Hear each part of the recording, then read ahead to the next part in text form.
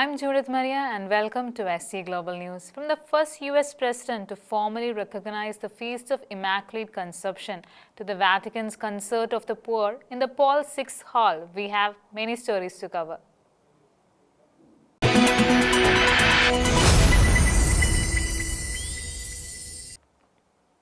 US President Donald Trump marked the Feast of the Immaculate Conception on December 8th, seemingly becoming the first US president to formally recognize the Catholic holiday.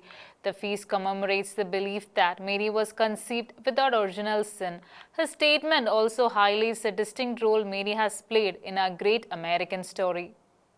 For the first time in history, Donald Trump became the first American president to formally acknowledge the Feast of Immaculate Conception on December 8th. The presidential statement recognized the role Mary played in the salvation of humanity and the importance she had in American history. The statement read, quote, "Today I recognize every American celebrating December 8th as a holy day honoring the faith, humility, and love of Mary, Mother of Jesus, one of the greatest figures in Bible," end quote. Trump, who is a non-Catholic, described him as a non-denominational Christian and has forged strong bonds with a broad range of Christians. The statement further read that Mary's agreement at the Annunciation to conceive and bear Jesus Christ was one of the most profound acts of history, and Mary heroically accepted God's will with trust and humility. President Trump's statement recounts the Annunciation, in which the Archangel Gabriel greets the Blessed Mother as a favored one and tells her, "You will conceive in your womb and bear a son, and you shall name him Jesus." The statement also highlights the distinct role Mary has played in creating the American story. Additionally, the president notes Bishop John Carroll's consecration of the United States to the Blessed Mother. Bishop Carroll was the only Catholic to sign the Declaration of Independence. The statement further mentions the annual Mass of Thanksgiving held in New Orleans on January 8th, during which Catholics commemorate what they regard as Mary's aid to US troops under General Andrew Jackson in securing victory at the Battle of New Orleans. Additionally, the message observes that American legends, including Saint Elizabeth Ann Seton, Saint Francis Xavier Cabrini, and Venerable Fulton Sheen, held a deep devotion to Mary, and notes that numerous American churches, hospitals, universities, and schools are named in her honor. It also states that many Americans will celebrate Our Lady of Guadalupe on December 12th. As the nation approaches 250 years of independence, the message expresses gratitude for Mary's role in fostering peace, hope, and love in the United States and beyond. The message further acknowledged Pope Benedict XV's dedication of a statue of Mary, Queen of Peace, urging Christians to look at her example and pray for an end to the horrific slaughter of World War I, which concluded just a few months later.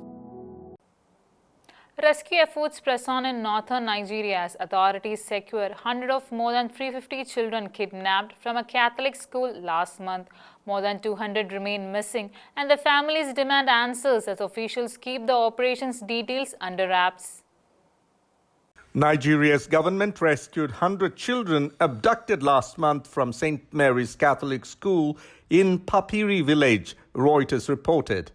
The students were taken to the government house in Minna, where state leaders received them. However, more than 200 children and staff remain missing. Sources stated that President Bola Tinubu welcomed the rescue, noting that he directed security forces to recover all kidnapped citizens. The exact approach of the operation remains unclear, leaving uncertainty over whether negotiations, ransom, or a security intervention secured their children's release. One rescued child said the captors forced the group to sleep on a tarpaulin in the forest and remain silent. Parents expressed distress over the lack of updates. Several said they learned about the rescue only through social media and had not received word on whether their children were among those freed. Some of the students were as young as 6. Tinubu condemned rising school abductions in northern Nigeria, saying minors should not be sitting ducks for terrorists. He urged tougher action to prevent further abductions.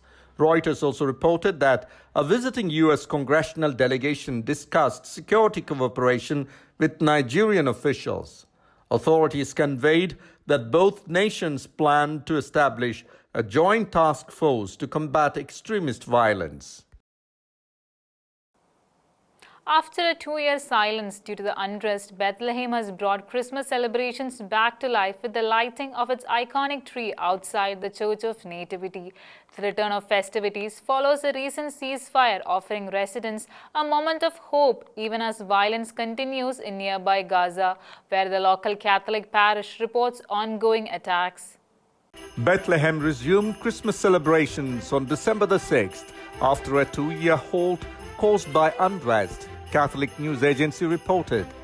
The city lit its giant Christmas tree in front of the Church of the Nativity, marking the first major public festivities since the conflict escalated. Crowds filled Manger Square as music, prayers, and performances renewed the energy of the region long associated with the birth of Christ. Residents expressed relief at seeing Bethlehem regain its festive atmosphere after seasons of cancellations. For many families, the tree lighting signaled the return of cherished traditions and the first glimpse of normalcy in years. Shop owners said the events brought early signs of revived foot traffic, raising hopes that the holiday season might stabilize incomes after months of financial loss. Local leaders noted that the pause in celebration had severely affected the local livelihood, which relies heavily on Christian pilgrimages and global tourism. Mayor Meher Kanavati told the BBC the city had endured 2 years of silence with no Christmas activities or visitors.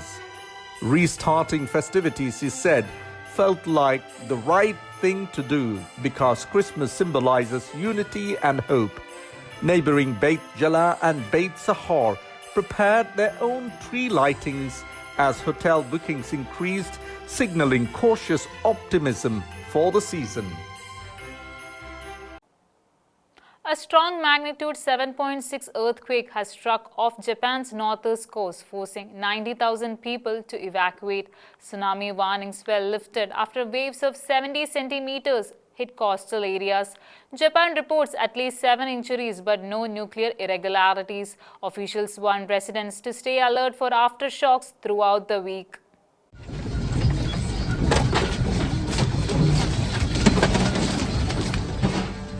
A powerful magnitude 7.6 earthquake struck off Japan's northeast coast late Sunday, triggering evacuations across Aomori and sending 90,000 residents to higher ground. Tsunami warnings were lifted hours later, with recorded waves reaching 70 centimeters, strong enough to sweep roads and knock adults off balance, but far below destructive levels. While at least 7 people were injured, sgnews explains why Japan avoided catastrophic damage. This region sits near the Japan Trench, one of the world's most active earthquake zones, and is built with some of the strictest seismic standards on Earth. Bullet trains immediately halted, using Japan's automated quake sensor braking system, preventing derailments. Power companies reported no irregularities at nuclear facilities, including the Fukushima Daiichi site. Prime Minister Sanai Takaichi urged residents to remain alert for aftershocks throughout the week, adding, "Reconfirm your earthquake preparedness and be ready to evacuate immediately if you feel shaking." More than 90,000 people were ordered to evacuate, and officials say aftershocks of magnitude 5 to 6 are likely over the next 72 hours. Emergency teams have been deployed nationwide, and inspections continue across coastal rail lines, bridges, ports, and energy infrastructure. Japan remains one of the most earthquake-prone nations in the world, experiencing a tremor every 5 minutes on average. Yet, its rapid response systems once again prevented a disaster on the scale of 2011. Fresh fighting has erupted along the Thailand-Cambodia border, shattering a recent ceasefire. One Thai soldier is dead, several are wounded, and both nations accuse each other for starting the clash. Airstrikes, mass evacuations, and long-standing border dispute over ancient temple zones have raised fears that this could become the region's most serious conflict in years.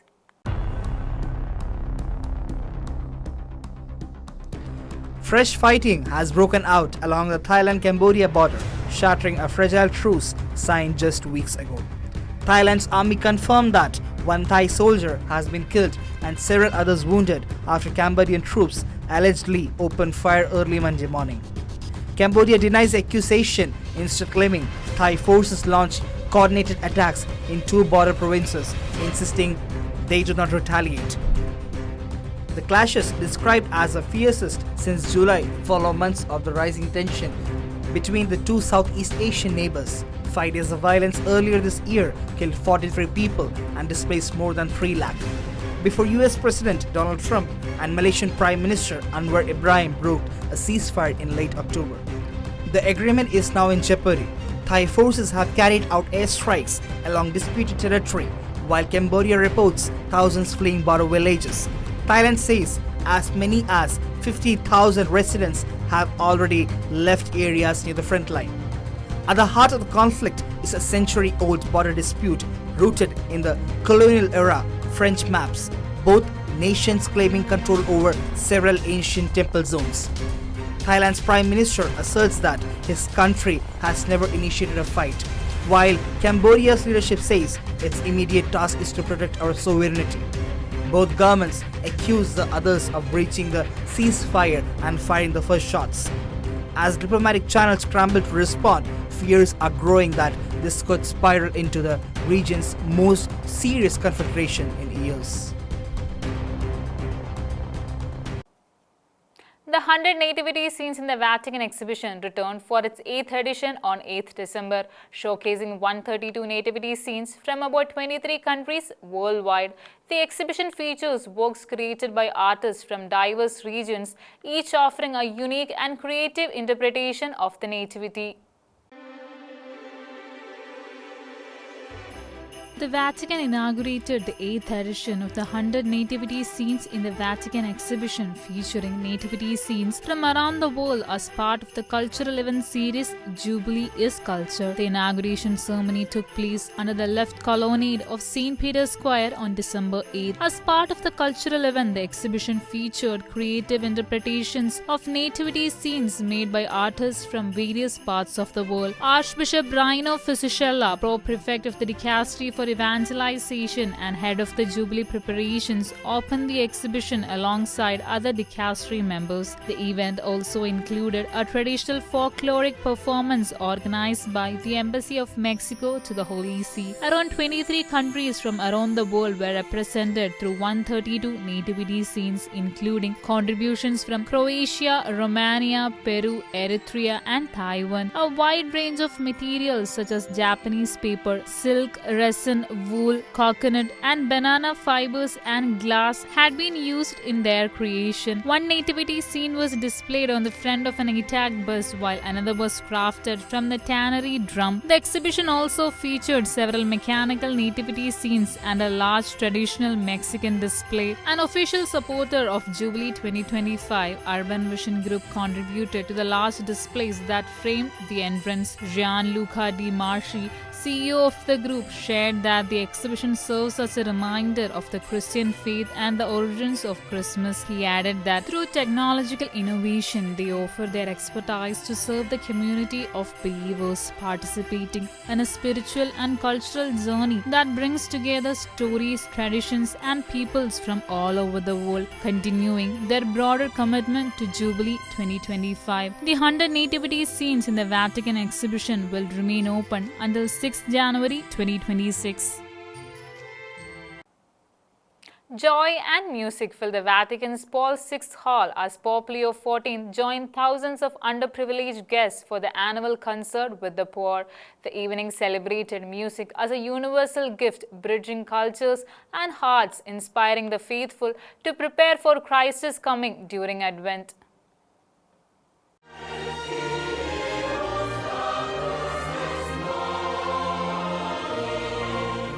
A wave of joy and melody swept through the Paul VI Hall on Saturday evening as Pope Leo XIV welcomed over 3,000 underprivileged guests to the annual Concert with the Poor at the Vatican, according to Vatican News.